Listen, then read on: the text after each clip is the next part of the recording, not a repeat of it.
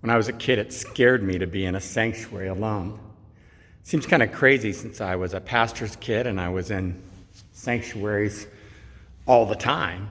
And I was in them at night. I was in sanctuaries that we visited. I was in our home sanctuary that had been built by the people of the church. So I knew a lot about sanctuaries, but even still, coming in the dark, wandering up and down the aisles in the dark, wandering out of the light that I've turned on here tonight, and finally to where I could just find a light switch so I could get more light on for the rest of the sanctuary, really scared me. And I guess the reason I was scared was because the building was empty. And it just didn't seem right that the sanctuary, a place that was dedicated to God, dedicated to his people, dedicating to building a community of faith, should ever be empty. And I think empty churches should scare us, because empty churches, like empty promises, like empty hope, like empty everything in life, with the exception of an empty cross, remind us that we have a lot to do to fill our lives with hope, with joy, with strength, so that other people's lives can be filled up.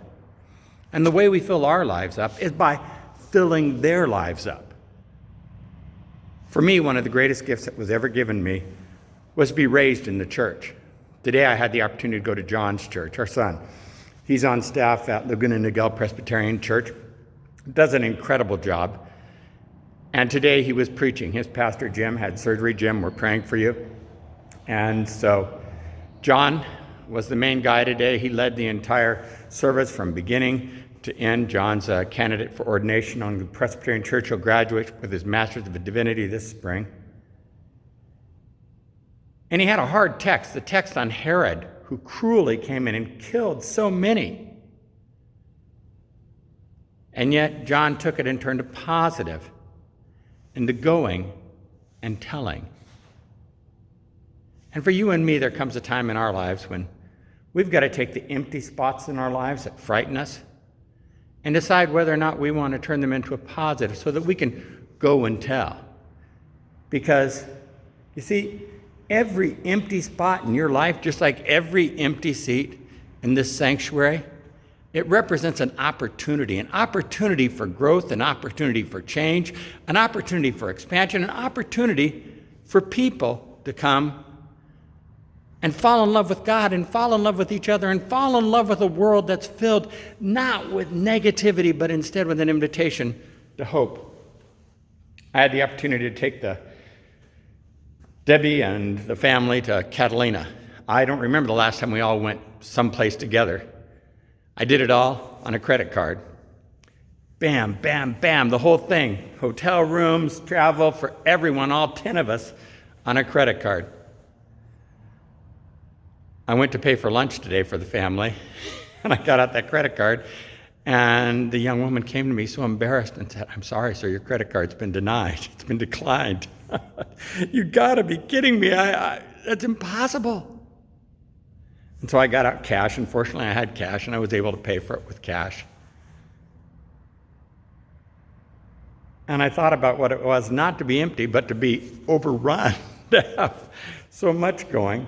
Now I'm thinking maybe they denied it because I'd been out of California in Avalon, some strange place like that, and now I'm back, and that's my guess, because I don't think I'm anywhere near the limit on it. But that being said, it was that uncomfortable moment of not having enough to cover everything. I had family, I had Debbie, I had grandkids, I had a full stomach. I just didn't have money to pay for everything on my credit card. You know, I discover I meet an awful lot of people who have everything that the world aspires towards,